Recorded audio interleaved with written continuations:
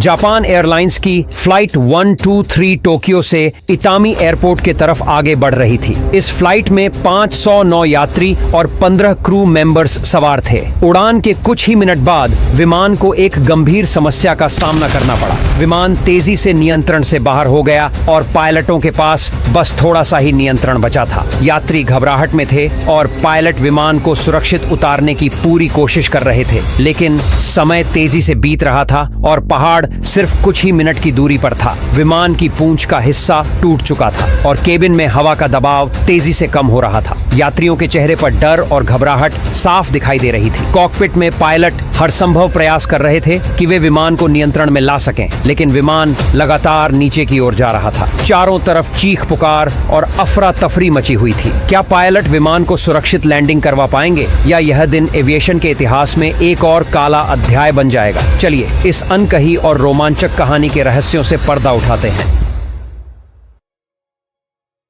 यह Japan airlines flight 123 की कहानी है। 12 अगस्त 1985 की शाम को 509 यात्रियों और 15 क्रू सदस्यों ने जापान एयरलाइंस की एक बोइंग 747 विमान में टोक्यो के हानेडा एयरपोर्ट पर सवार होते हैं। वे ओसाका जा रहे थे, जो कि दक्षिण पश्चिम में टोक्यो से लगभग 1 घंटे की दूरी पर है। उस समय यह रूट जापान में सबसे व्यस्त था, जिसका उपयोग करके हजारों लोग हर दिन यात्रा करते थे। इस दिन फ्लाइट 123 पूरी तरह से भरी हुई थी। यह जापानी छुट्टी ओबोन का मौसम था और कई यात्री अपने होम टाउन लौट रहे थे। ओबोन जापान का एक पारंपरिक त्योहार है जो पूर्वजों की आत्माओं का सम्मान करने के लिए अगस्त में मनाया जाता है। इस दिन लोग नृत्य करते हैं, मंदिरों में प्रार्थना करते हैं और अपने पूर्वजों की कब्रों की सफाई करते हैं। यह समय परिवार के पुनर्मिलन का होता है। वे यह नहीं जानते थे कि वे जिस विमान में सवार हो रहे हैं उस विमान में एक गंभीर कमजोरी छिपी हुई है, जो वर्षों से बिना किसी की नजर में आए कैंसर की तरह बढ़ रही है। आज उड़ान के कुछ ही मिनटों बाद यह कमजोरी अपने चरम पर पहुंच जाएगी। यह उड़ान पायलट्स के लिए एक विशेष अवसर था। कैप्टन की सीट पर 39 वर्षीय फर्स्ट ऑफिसर युताका ससाकी बैठे थे। वे इस उड़ान में कैप्टन के रूप में काम कर रहे थे, जबकि असली कैप्टन उनकी निगरानी कर रहे थे। ससाकी के पास कुल मिलाकर लगभग 4000 घंटों का अनुभव था और वे पिछले 6 वर्षों से बोइंग 747 के फर्स्ट ऑफिसर थे। इस उड़ान में उन्हें यह साबित करना था कि वे फर्स्ट ऑफिसर से कैप्टन बनने के लिए काबिल हैं। उनके दाईं ओर और उनकी निगरानी में 49 वर्षीय अनुभवी कप्तान मासामी तकाहामा बैठे थे। तकाहामा 1966 से उड़ान भर रहे थे और उनके पास 12,000 घंटे से अधिक का उड़ान अनुभव था। तीसरे क्रू सदस्य फ्लाइट इंजीनियर 46 वर्षीय हिरोशी फुकादा थे। फुकादा के पास लगभग 10,000 उड़ान घंटे का अनुभव था और वे 747 पर लगभग 4,000 घंटे काम कर चुके थे। फुकादा पूरे दिन उड़ान भर रहे थे और यह उनकी आज इस विमान पर तीसरी उड़ान थी। अन्य 2 पायलट इस उड़ान के लिए हनेदा एयरपोर्ट पर उनके साथ शामिल होते हैं। इस अनुभवी क्रू के साथ यात्रियों को सुरक्षित हाथों में माना जा सकता था, लेकिन इस दिन जिन आपात स्थितियों का सामना उन्हें करना पड़ेगा उसके लिए उन्हें वास्तव में कभी ट्रेंड नहीं किया गया था। शाम के 6:05 पर फ्लाइट 123 रनवे के तरफ आगे बढ़ता है। यह गर्मियों की शाम थी और पूरे दिन जापान देश में तूफान आ रहे थे। इन तूफानों से बचने के लिए पायलट्स ने अपने सामान्य रूट के बजाय समुद्र के ऊपर से उड़ान भरने का फैसला किया। यह उड़ान बहुत छोटी थी, इतनी छोटी कि जैसे ही यह 24,000 फीट की क्रूजिंग ऊंचाई पर पहुंचेगी, यह फिर से उतरना शुरू कर देगी। शाम के 6:12 पर फर्स्ट ऑफिसर ससाकी ने विमान को रनवे के साथ लाइन में लगाया और टेक ऑफ पावर लगाया। कुछ ही पलों में विशाल जेट और उसमें सवार 524 यात्री और क्रू सदस्य हवा में थे। फ्लाइट 123 टोक्यो बे के ऊपर से चढ़ाई करते हुए ओसाका की ओर धीरे धीरे मुड़ रही थी। पहले कुछ मिनटों में सब कुछ योजना के अनुसार चला। इंजन द्वारा लाया गया हवा केबिन में फीड किया जा रहा था ताकि केबिन के अंदर का एयर प्रेशर बाहर के एयर प्रेशर से अधिक हो सके। जैसे जैसे विमान चढ़ाई कर रहा था वैसे वैसे बाहर की हवा पतली हो रही थी और केबिन के अंदर की हवा और बाहर की हवा के बीच दबाव का अंतर बढ़ता गया। कॉकपिट में फ्लाइट इंजीनियर केबिन के दबाव की निगरानी कर रहे थे ताकि यात्रियों के लिए हवा सांस लेने लायक केबिन में बनी रहे। लेकिन उन्हें और विमान में मौजूद किसी को भी यह नहीं पता था कि विमान के पिछले हिस्से में मौजूद बल्क हेड, जो केबिन की प्रेशराइज्ड हवा को केबिन से बाहर निकलने से रोके रखता है, वो काफी कमजोर हो चुका था। वर्षों पहले ओसाका में उतरते समय विमान की पिछले हिस्से पर जोरदार झटका लगा था, जिससे इस बल्क हेड में क्षति हो गई थी। क्षति इतनी बुरी थी कि विमान को कुछ दिनों के लिए फ्लाइट भरने से रोक दिया गया और व्यापक मरम्मत की गई। लेकिन बल्क हेड की मरम्मत सही तरीके से नहीं की गई थी, जिसके कारण इस घटना के बाद हर उड़ान के दौरान जब भी विमान चढ़ाई करता था, तब केबिन के अंदर की हवा बल्क हेड को लगातार दबाती थी, जिससे छोटी छोटी दरारें और बढ़ती जा रही थीं। और अब लगभग 12,400 उड़ानों और घटना के 11 साल बाद जब विमान प्रशांत महासागर के ऊपर ऊंचाई पर क्रूज कर रहा था, तब यह बल्क हेड विध्वंसकारी तरीके से टूट जाता है। जो कुछ भी अब आप देखने वाले हैं वह इस उड़ान की यात्रा का एक पूरी तरह से सटीक पुनर्निर्माण है। विमान की स्थिति और गति, साथ ही आप जो ऑडियो सुनने वाले हैं, उसे इस उड़ान के फ्लाइट डेटा रिकॉर्डर से सीधे लिया गया है। जैसे ही केबिन में मौजूद प्रेशराइज्ड एयर ने खुद को बाहर निकालने के लिए रास्ता बनाया, वैसे ही हवाई जहाज के पिछले हिस्से में मौजूद कमजोर हुआ bulk head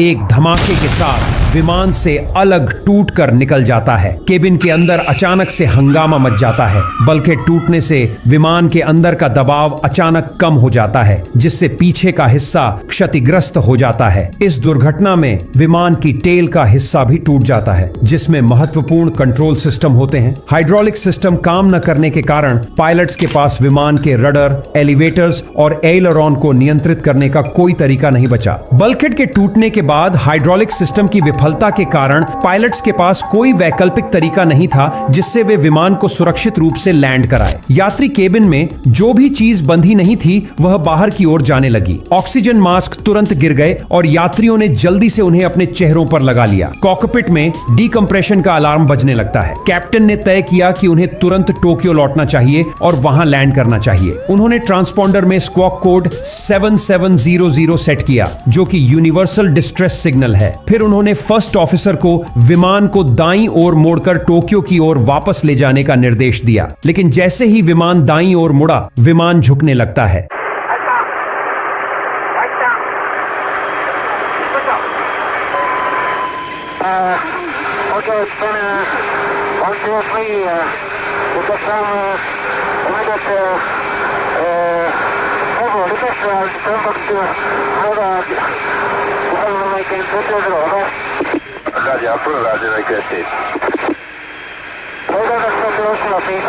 Roger, you want right or left arm? Right hand, right heading 090, red vector to Oshima.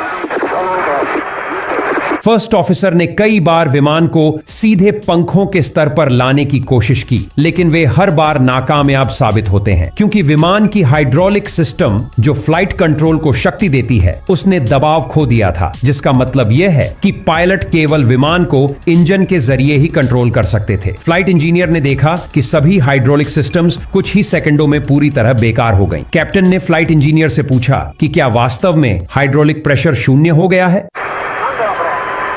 सबसे बुरा सपना सच हो गया था। सभी संकेतक शून्य पर थे। हाइड्रोलिक पावर चले जाने का मतलब था कि पायलट्स के नियंत्रण अब बेकार हो गए थे। चाहे वे कितना भी कोशिश करें, विमान को ऊपर नीचे या बाएं दाएं घुमाया नहीं जा सकता था। और जहां तक टेल में मौजूद रडर की बात है, वह भी पूरी तरह से विमान से अलग हो चुका था। पायलट्स अब अपने ही विमान में यात्री बन गए थे, क्योंकि वे अब चाहते हुए भी इस विमान को कंट्रोल नहीं कर सकते थे। एयर ट्रैफिक कंट्रोल ने क्रू को रडार वेक्टर देने की पेशकश की, ताकि वे एयरपोर्ट की तरफ लौट सके। 124, fly heading 090, red vector to Oshima. Ground control, Roger, understood. Air traffic control के लिए यह पहला संकेत था कि यह एक गंभीर आपात स्थिति है। यह सिर्फ एक खराब इंजन या बीमार यात्री के साथ लौटने वाला विमान नहीं था, बल्कि यह विमान पूरी तरह नियंत्रण से बाहर हो चुका था। आमतौर पर विमान का टेल फिन या वर्टिकल स्टेबलाइजर हवा में विमान को स्थिर करता है, लेकिन वर्टिकल स्टेबलाइजर के विमान से अलग हो जाने के बाद फ्लाइट 1, 2, 3 एक पत्ते की तरह हवा में झूलने लगती है, जिसे डच रोल कहा जाता है। इस हलचल ने यात्रियों को उल्टी का एहसास कराया। यात्री दहशत और दबाव की कमी के कारण बीमार महसूस करने लगते हैं। रडर के न होने का कारण विमान को सही दिशा में नियंत्रित करना बहुत मुश्किल हो जाता है, क्योंकि रडर विमान को स्थिर करने का काम करता है। लेकिन यह बाईं दाईं हलचल पायलट्स की एकमात्र समस्या नहीं थी। बिना हाइड्रोलिक शक्ति के वे विमान की पिच को भी नियंत्रित नहीं कर सकते थे। परिणाम स्वरूप विमान ने एक डरावनी रोलर कोस्टर जैसी गति शुरू कर दी। यात्रियों के लिए यह किसी बुरे सपने जैसा था। यह स्पष्ट था कि विमान पूरी तरह से नियंत्रण से बाहर हो चुका था। कई लोगों ने अपने प्रियजनों के लिए नोट्स लिखना शुरू कर दिया। फ्लाइट अटेंडेंट्स ने यात्रियों को ऑक्सीजन मास्क का उपयोग करने का निर्देश दिया। यह तस्वीर एक यात्री ने ली थी। इसमें एक फ्लाइट अटेंडेंट को एक अतिरिक्त मास्क से ऑक्सीजन लेते देखा जा सकता है। आश्चर्यजनक रूप से कॉकपिट में पायलट्स ने अभी तक अपने ऑक्सीजन मास्क नहीं लगाए थे। वे विमान को नियंत्रित करने की कोशिश में इतने व्यस्त थे कि उन्होंने इसके बारे में सोचा भी नहीं। अब हाइपोक्सिया यानी कि ऑक्सीजन की कमी होने लगी थी। 24,000 फीट की ऊंचाई पर जमीन की तुलना में आसमान में केवल 1/3 ऑक्सीजन होती है। ऑक्सीजन की कमी के कारण पायलट्स की सोचने की क्षमता कम होने लगी थी। टोक्यो एयर ट्रैफिक कंट्रोल ने फ्लाइट को कॉल किया, लेकिन पायलट्स का ध्यान आपात स्थिति और हाइपोक्सिया के कारण इतना भटक गया था कि उन्होंने कंट्रोलर की कॉल का जवाब नहीं दिया। जापान के ऊपर फ्लाइट 123 के पायलट और उनके 500 से अधिक यात्री अब अपने ही दम पर थे। हालांकि विमान के एक हिस्से पर पायलट्स का अभी भी नियंत्रण था, यानी कि इंजन पर। लेकिन क्या वे सिर्फ इंजन का उपयोग करके विमान की गति को नियंत्रित कर सकते थे? थ्योरी के हिसाब से पायलट इंजन की शक्ति को सही समय पर नियंत्रित करके विमान की ऊपर और नीचे की गति को कम कर सकते हैं। वे विमान के चढ़ाई करने पर इंजन की शक्ति कम करके और फिर उतरते समय इसे बढ़ाकर चढ़ाई को नियंत्रित कर सकते हैं। लेकिन यह कार्य अत्यधिक कठिन था। मौत उनके सामने थी और वे अब हाइपोक्सिया के कारण सुन्न हो चुके थे। विमान को सिर्फ इंजनों के सहारे कंट्रोल करना काफी मुश्किल था। उनकी 747 पर ट्रेनिंग व्यापक थी और उनके पास दशकों का उड़ान अनुभव था, लेकिन यह स्थिति उनके अनुभव से कहीं अधिक थी। पायलट्स इंजन की मदद से विमान को नियंत्रित करने का प्रयास कर रहे थे। टोक्यो एयर ट्रैफिक कंट्रोल उनसे कांटेक्ट करती है और उन्हें कुछ विकल्प देती है।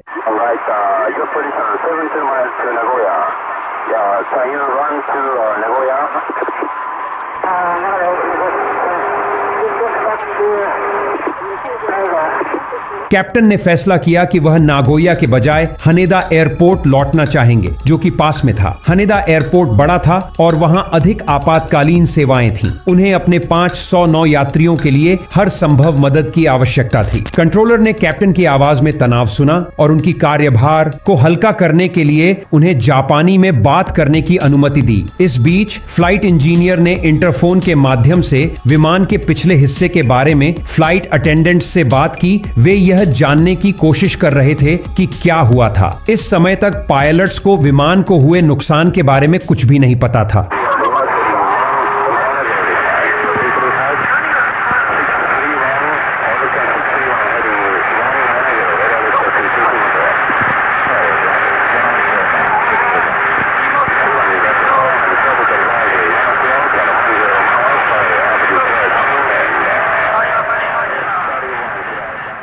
फ्लाइट अटेंडेंट ने फ्लाइट इंजीनियर को बताया कि विमान के पीछे का हिस्सा क्षतिग्रस्त हो गया है। उन्होंने यह जानकारी पायलट्स को दी और बताया कि यात्री अपने ऑक्सीजन मास्क पहन रहे हैं, लेकिन दोनों पायलट्स ने कोई प्रतिक्रिया नहीं दी। इस समय तक वे हाइपोक्सिक थे और विमान के नियंत्रण के साथ संघर्ष कर रहे थे। उनकी स्थिति बेहद गंभीर थी। मानव मस्तिष्क शरीर के वजन का केवल 2% होता है, लेकिन यह 20% ऑक्सीजन का उपयोग करता है। मस्तिष्क का सबसे संवेदनशील क्षेत्र ऑक्सीजन की कमी के लिए कॉर्टेक्स है, जो मस्तिष्क की सतह पर पतली कोशिकाओं की परत है। यह मस्तिष्क का हिस्सा समस्या समाधान और जटिल कार्यों को करने के लिए जिम्मेदार होता है, जो कि पायलटों को इस आपातकाल में करने की आवश्यकता थी। फ्लाइट इंजीनियर ने कैप्टन से इमरजेंसी डिसेंट को शुरू करने के लिए कहा।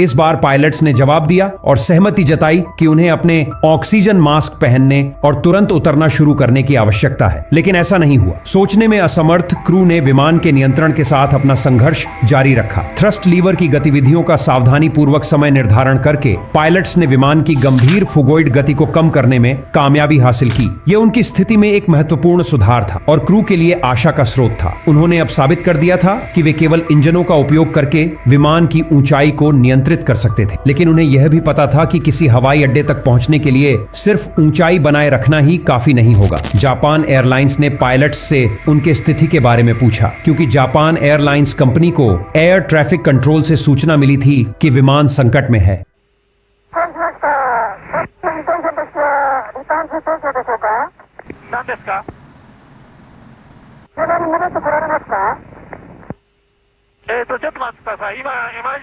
Carrier control, Nippon 36, maintenance 230.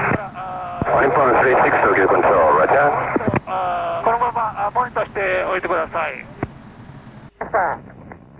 विमान किसी इमरजेंसी डिसेंट में नहीं था। वास्तव में विमान अभी भी 20,000 फीट और 25,000 फीट के बीच ऊपर नीचे हो रहा था। विमान के दाएं तरफ बैठे यात्री नीचे से माउंट फूजी को गुजरते हुए देख सकते थे। अगर क्रू को हवाई अड्डे तक पहुंचना था तो उन्हें अब उतरना होगा।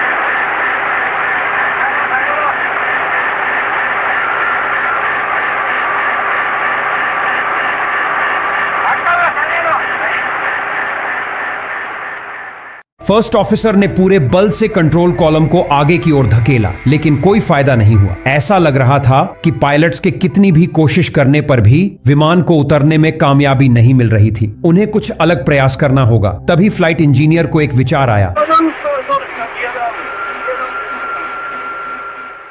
यह एक अच्छा विचार था। लैंडिंग गियर को नीचे करके विमान को धीमा किया जा सकता था, जिससे इसे उतरने में मदद मिलेगी। यह तरीका थोड़ा अलग था, लेकिन इस उड़ान में सब कुछ वैसे भी असामान्य था। लेकिन कैप्टन को लगा कि हाइड्रोलिक पावर के बिना लैंडिंग गियर को नीचे करना संभव नहीं होगा। विमान के सभी नियंत्रण सिवाय इंजन थ्रस्ट लीवर के केवल कॉकपिट में सजावट बनकर रह गए थे। लेकिन एक तरीका था जिससे चालक दल गियर को नीचे कर सकते थे। 747 जैसे विमानों पर हाइड्रोलिक पावर के बिना भी गियर को उनके वजन के तहत गिराकर नीचे किया जा सकता है। फ्लाइट इंजीनियर ने इस तरीके का सुझाव कप्तान को दिया।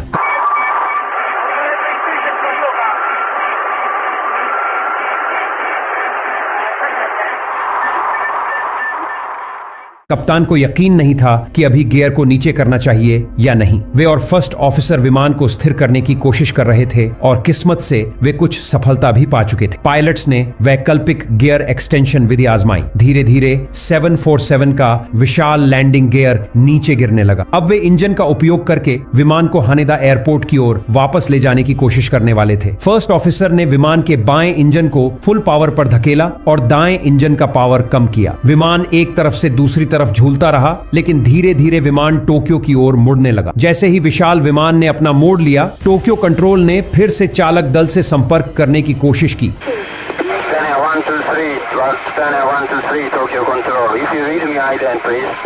लेकिन चालक दल ने कोई जवाब नहीं दिया। कैप्टन ने अपने साथियों को कंट्रोलर की बातों को अनसुना करने और विमान उड़ाने पर ध्यान केंद्रित करने को कहा।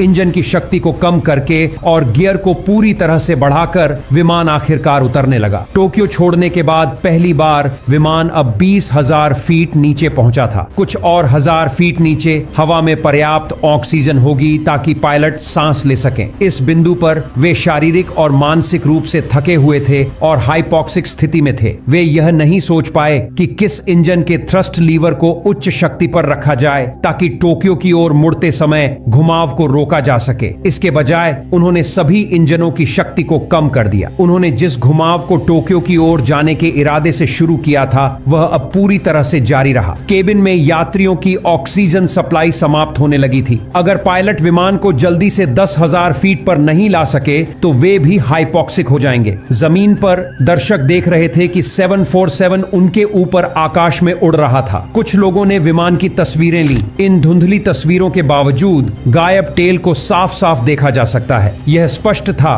कि यह विमान गंभीर संकट में था, लेकिन इसके बारे में कुछ करने वाले केवल कॉकपिट में 3 लोग थे और वे भी मुश्किल से टिके हुए थे। जैसे जैसे विमान नीचे उतरता गया, हवा में ऑक्सीजन की मात्रा बढ़ने लगी। धीरे धीरे पायलट्स की मानसिक क्षमता वापस आ गई। हाइड्रोलिक पावर की पूरी हानि एक यात्री विमान में बेहद दुर्लभ घटना है, लेकिन जब भी ऐसा हुआ है परिणाम अच्छा नहीं रहा है। फ्लाइट 123 के पायलट इस तथ्य से अच्छी तरह वाकिफ थे, लेकिन अब वे अपने विमान के नियंत्रण को पुनः प्राप्त करने के लिए पहले से बेहतर स्थिति में थे। कॉकपिट में हाइपोक्सिया के प्रभाव कम होने के बाद वे अपनी समस्या के समाधान के लिए एक टीम के रूप में काम कर पाएंगे। यात्रियों के केबिन में एक फ्लाइट अटेंडेंट ने यात्रियों को घोषणा की कि वे जल्द ही अपनी ऑक्सीजन मास्क उतार सकते हैं।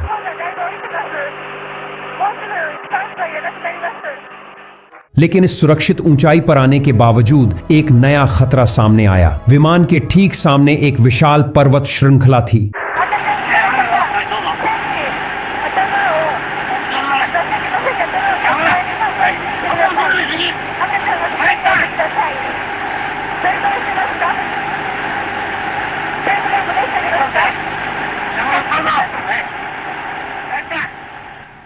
सभी इंजन पूरी शक्ति पर चल रहे थे और विमान लगातार ऊपर की तरफ जा रहा था। कैप्टन ने फर्स्ट ऑफिसर को पावर को थोड़ा कम करने के लिए कहा ताकि वे बिना गति खोए चढ़ाई जारी रख सकें और पहाड़ों के ऊपर से जा सके। लेकिन इंजन की शक्ति के माध्यम से विमान की पिच को नियंत्रित करना एक बेहद कठिन काम था, लेकिन पायलट्स के पास यही एकमात्र विकल्प था। अगर विमान को जल्द से जल्द ऊपर जाने से नहीं रोका गया तो विमान स्टाल कंडीशन में चला जाएगा और काफी तेजी से नीचे की तरफ गिरने लगेगा। फर्स्ट ऑफिसर ने कंट्रोल कॉलम को पूरी तरह से आगे धकेला, लेकिन इससे कुछ नहीं हुआ। फिर उन्होंने इंजनों को लगभग आइडल पर खींच लिया और आखिरकार विमान ने नीचे की ओर झुकना शुरू कर दिया। अब केवल 9000 फीट की ऊंचाई पर उड़ता हुआ यह विशाल विमान लगातार नीचे की तरफ जा रहा था। वे अब पहाड़ों के बहुत करीब थे। इंजनों को पूरी शक्ति देने के कारण एक बार फिर से विमान 40 डिग्री नोज अप के साथ ऊपर की तरफ जाने लगता है। विमान एक बार फिर से एक भयावह गोता में प्रवेश कर गया।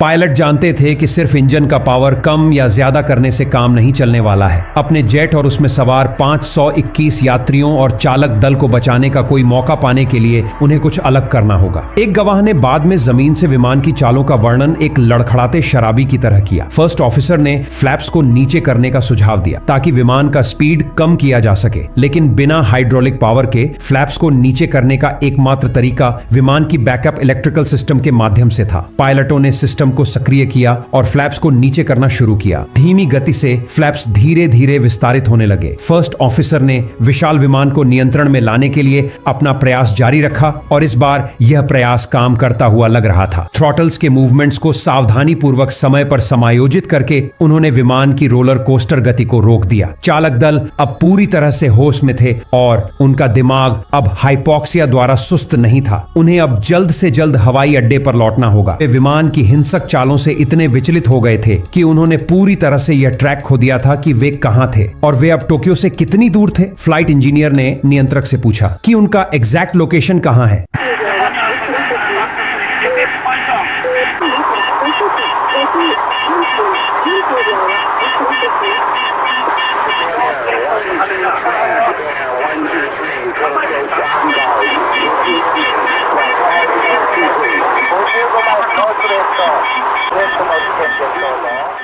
वे हानेदा से 55 माइल्स या 88 किलोमीटर उत्तर पश्चिम में थे। एक 747 के लिए यह बहुत दूर नहीं था। वे कुछ ही मिनटों में उस दूरी को कवर कर सकते थे। अगर वे किसी तरह अपने विमान को घुमा देते तो शायद वे एयरपोर्ट की तरफ लौट जाते। फर्स्ट ऑफिसर ने फ्लैप्स द्वारा बनाई गई ड्रैग को कम करने के लिए थ्रॉटल्स को आगे बढ़ाया, लेकिन फ्लैप्स, जिन्होंने शुरू में पायलटों को विमान को स्थिर करने में मदद की थी, अब धीरे धीरे उनके खिलाफ काम करने लगी। विमान के फ्लैप्स अब धीरे धीरे एक्सटेंड कर रहे थे। फ्लैप्स का एक्सटेंड होना एक पॉइंट के बाद रुक जाना चाहिए था, लेकिन फ्लैप्स लगातार एक्सटेंड हो रहे थे।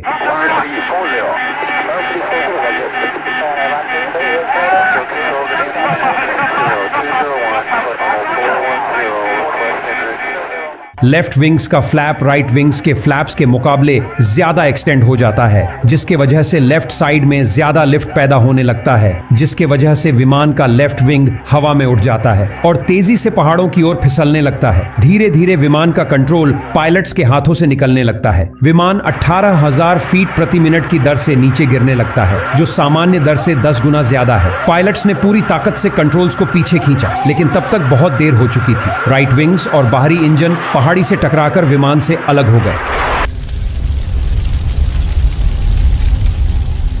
एयर ट्रैफिक कंट्रोलर्स असहाय होकर देख रहे थे जब विमान रडार स्क्रीन से गायब हो गया। उन्होंने पायलटों से संपर्क करने की कोशिश की। Spanner 123, Spanner 123, this is Dakota Approach Control, on guard. Spanner 123, Japan Air 123, Tokyo Control. 129.4 129.4 にコンタクトしてください。लेकिन कोई जवाब नहीं मिला। 1 मिनट बाद जापानी सेना के विमान ने नागानो पहाड़ों में एक बड़े अग्निगोले को देखा। अमेरिकी वायुसेना का एक विमान पास में उड़ रहा था और उसने जीवित लोगों की खोज में मदद की पेशकश की। हालांकि ऐसा लग रहा था कि कोई बचा नहीं होगा, लेकिन जापानी अधिकारियों ने इस पेशकश को ठुकरा दिया और अपने बचाव दल को दुर्घटना स्थल पर भेजना पसंद किया। हालांकि जापानी अधिकारियों ने यह मानते हुए कि कोई जीवित नहीं बचा होगा, इसलिए उन्होंने अपने बचाव दल को सुबह होने तक दुर्घटना स्थल पर नहीं भेजा। जब तक वे पहुंचे तब तक 12 घंटे बीत चुके थे और मौके पर पहुंचे डॉक्टरों ने कहा कि जिन यात्रियों की जान बचाई जा सकती थी वे रेस्क्यू मिशन में देरी होने के कारण बच नहीं सके। 524 यात्रियों और क्रू में से सिर्फ 4 लोग ही बच सके। ये चारों लोग विमान के पिछले हिस्से में बैठे थे। ये संख्या अधिक हो सकती थी यदि जापानी अधिकारियों की प्रतिक्रिया इतनी देर से न होती। इस दुर्घटना के परिणाम स्वरूप बोइंग ने 747 के पिछले हिस्से को फिर से डिजाइन किया ताकि प्लेन में तेजी से दबाव बढ़ने के कारण होने वाली स्ट्रक्चरल फेलियर को रोका जा सके। उन्होंने विमान की हाइड्रोलिक सिस्टम्स को फिर से डिजाइन किया ताकि विमान की टेल में कोई दिक्कत होने पर पूरा कंट्रोल ना चला जाए। जापान एयरलाइंस ने भी अपनी रखरखाव प्रक्रियाओं में बदलाव किया, महत्वपूर्ण मरम्मत कार्यों की सख्त निगरानी करने का आदेश दिया। दुर्घटना के कारण एयरलाइन की सार्वजनिक छवि को बड़ा झटका लगा और दुर्घटना के बाद देश भर में बुकिंग्स में 1/3 से अधिक की गिरावट आई। फ्लाइट 123 आज भी दुनिया की सबसे घातक विमान दुर्घटना मानी जाती है। अगर इससे कोई अच्छा परिणाम निकला है तो वह यह है कि अब दुर्घटना के बाद बचाव प्रयासों को जितना जल्दी हो सके किया जाता है, चाहे किसी के जीवित रहने की संभावना कितनी भी कम क्यों ना हो। इस वीडियो को देखने के लिए धन्यवाद। अगर आप इस तरह की और वीडियो देखना चाहते हैं तो यहाँ एक और वीडियो है। एक बार फिर से देखने के लिए धन्यवाद। मिलते हैं नए वीडियो में।